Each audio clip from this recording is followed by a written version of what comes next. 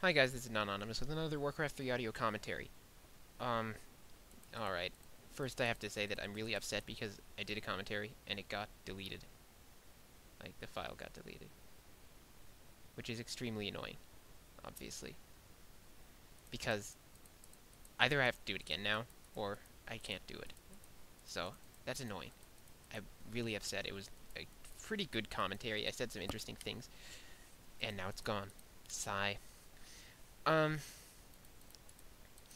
Anyway, this is a game on the new map, Ancient Isles, and it's between IES Ghost, Green Orc, and IDoNotAgree from Team SPC Simplicity, I think. Yeah. This is in the WC3L qualifiers, and it's part of the match between the teams is best of three.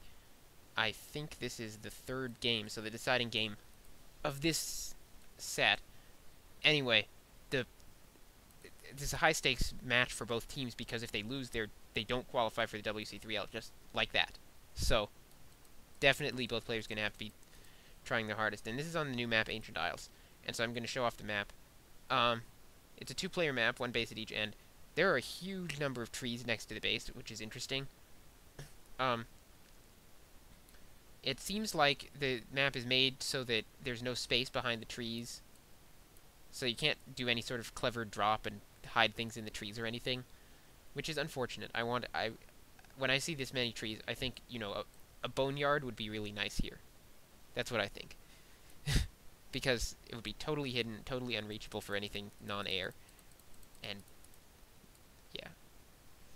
Merc camps in the two corners, and we've got merchants across, sort of in the middle. I'll show you the arrangement of the map. A tavern exactly in the middle, and goblin labs. The goblin lab creeps are quite tough. Although you can creep the forest troll warlord reasonably easily, especially as orc, and it can drop a good item, including a Book of the Dead. So definitely something to consider there. This map has special item sets, so tomes of experience do not drop ever. Let's see. Yeah, Wands of Lightning Shield don't drop either. So,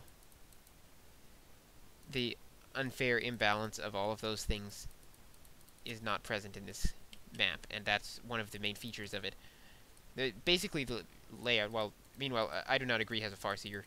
Ghost has a Blade Master, in case you haven't figured this out. And the main reason I'm doing this game is to show you the map, not because of the game. I don't even know what goes on, so... Basically, there are 3 lanes. It's sort of...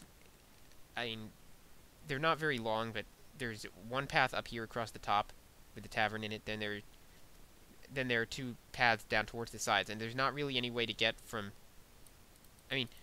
basically this middle lane is the fastest way between the bases, but there's no access to the... there's nowhere to run from the middle lane. You have to go back or forward. Whereas these sides have a bit more room. They're more like a conventional Warcraft map with paths and stuff.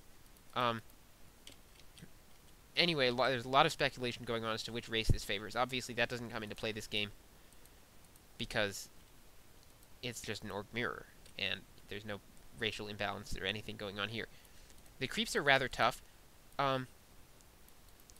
This camp here is quite Ancient of War creepable, I think. This camp would be a waste to Ancient of War creep, but that's a good camp for orc because they can creep it easily with one Blade Master and one Grunt without taking too much damage. But it's definitely... Apart from that, it's going to be definitely a harass-oriented map for the orc player, because the creep camps tend to be quite difficult to creep with just grunts. Anyway, that Farseer now getting in a bit of trouble, quite low, and did buy the boots, but Ghost also has the boots, so if he has Windwalk left, he'll be able to keep up. So yeah, definitely, what's that Tavern Hero? IDoNotAgree getting a Fire Lord, and so there's probably going to be a tower push. And so I guess we're not going to be able to look at the map at all, because it's all the action's going to be in Ghost's base.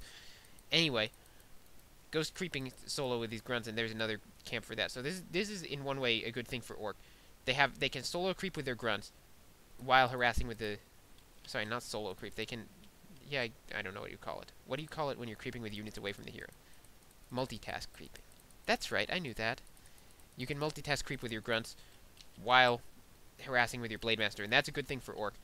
But And on the other hand, the Orc doesn't really have the option to creep as much because the camps are so tough. And the Orc would take a lot of damage and have to spend a lot on salves. It's definitely not the easiest map to creep with grunts. Ghost retreating back into his base. Gonna get another wolf kill there. He's not yet a tier 2. Yeah, I do not agree. Got to tier 2 way ahead of him. He did a faster attack. Blademaster now coming in, trying to focus, going for the Farseer. The Farseer is quite damaged, getting blocked by the fire spawns, and the Blademaster going to chase that Farseer away. So, this is tower rush not working out very well for IDoNotAgree, and he's not brought his towers, which is probably one of the big reasons why. I'm very confused as to why he didn't bring towers. When you get a Fire Lord, you bring towers. This is just the rule. It looks like Grunt went down for Ghost there, and another one's going to as well. But also one Grunt going down for IDoNotAgree. Fire spawn getting a kill on that Grunt. Ghost still chasing the Farseer around, getting a crit there. Hero's being forced away from his base. I think the Fire Lord is also quite low. And as this action moves across the map again. Yeah, there are quite a few tough camps here. This would be the prime target for Ancient of War creeping, I think. Much as it is the equivalent camp is on Twisted Meadows, because it's a high experience camp and quite easily Ancient of War creepable. It's also very difficult to creep in any other way. That was a little unfortunate that Speed Scroll not able to get the Farseer out in time. So Ghost gets the Farseer kill on the level 1 hero. So these two camps I would think would be the Ancient of War creeping targets. The only problem is there are no trees nearby. So oh, this is unbalanced. That's no good.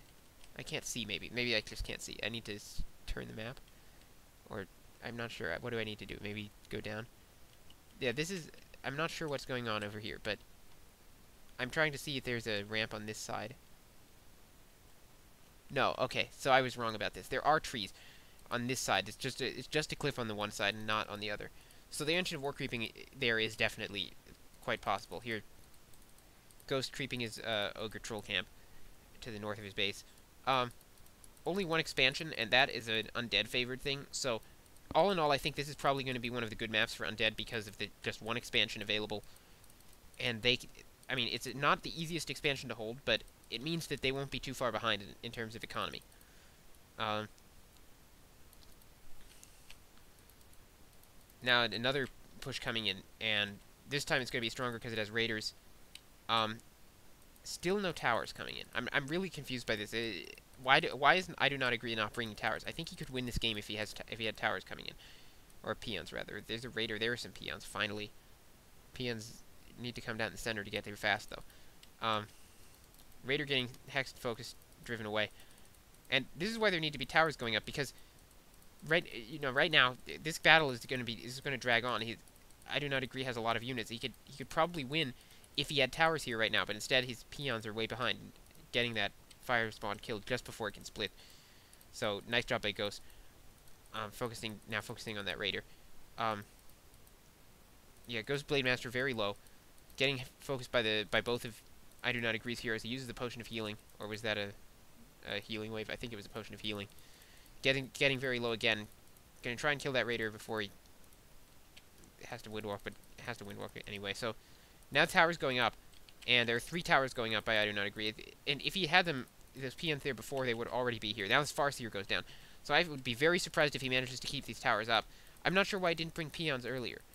I mean, yeah, I'm just very confused. Now Ghost healing up again, so his Blademaster is fine. Those towers going up, but now the peons hacking at the towers. Peons maybe take this one tower down, so I don't think any of these towers are going to manage to go up. The observers are commenting that it was not a good idea to focus the Blademaster, and I agree. There was too much going in the Blademaster's favor in that.